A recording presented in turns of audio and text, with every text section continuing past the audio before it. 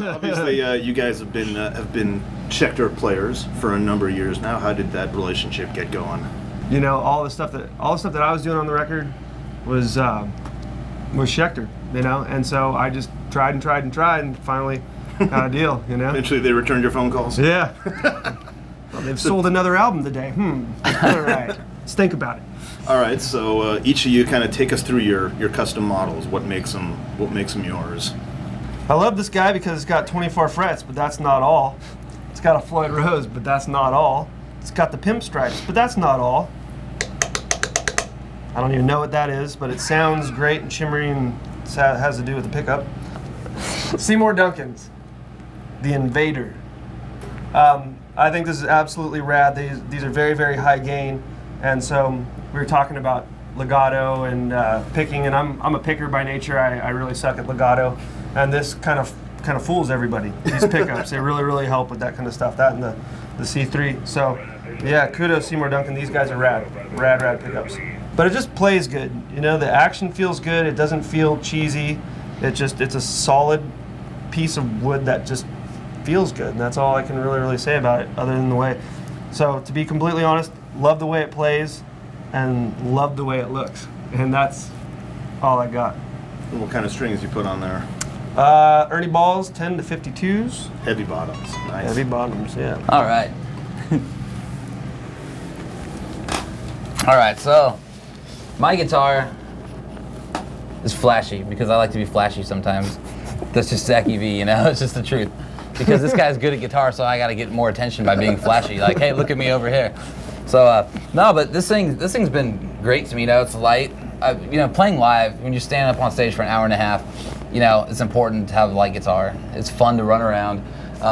This thing stays in tune wonderfully, and that's a huge concern. I mean, for anybody that's playing live on stage, the last thing you want is, you know, to move and have your guitar, you know, like. So this thing stays in tune.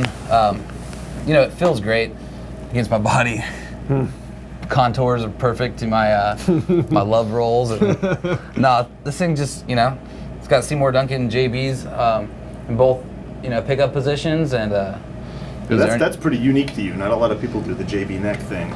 Yeah, and I love it. Live, like big beefy neck sound. Sick. Oh, it's unbelievable. The sound is incredible.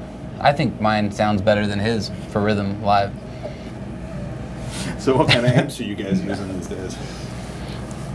Marshall. Yep. Loving Marshall. So what is it about the Marshall sound that works for you? We, you know, for our entire career, we tried everything besides Marshall. We were like, I'm like dead serious too. We were like, you know, I don't know what was wrong with us. You see every classic band, or the majority of the classic bands, with walls of Marshall amps, and it's just one of the most classic amp manufacturers ever. And I don't know if we were anti or just young and dumb or whatever, but we're like, okay, we're gonna try and get our own unique sound.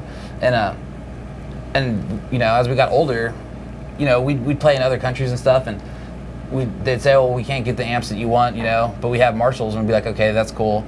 And then we're like, this is awesome. Why haven't we been playing these? And they make so many diverse styles and sounds and stuff, so you can actually get something new, unique to your own, and between the way you play and the pickups and stuff like that, you do. You know, it doesn't just have to be a weirdo amp, you know.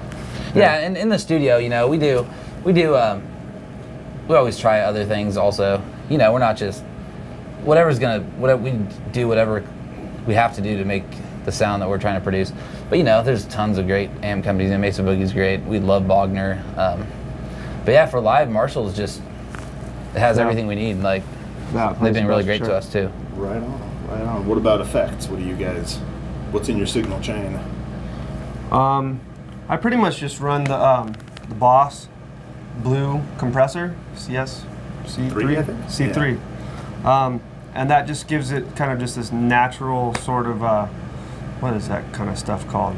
I don't know, it just beefs it up a little bit, but it doesn't sound synthetic, or it just sounds really nice. It's just a very, very natural, whatever it does. And so I just kind of keep that sound. What about you? Beautiful. I keep it really simple. I use a few Line 6. You know, my being a guitarist, I'm slightly retarded sometimes. Saturation. Saturation. Saturation. What mine are called, I don't know, because everything is named with letters and numbers. Instead of just calling it like the awesomeness pedal or something, they call it like the L56X2 500, and I just can't remember that kind of shit. But line 6 for basically all my effects. I have some Boss pedals and stuff.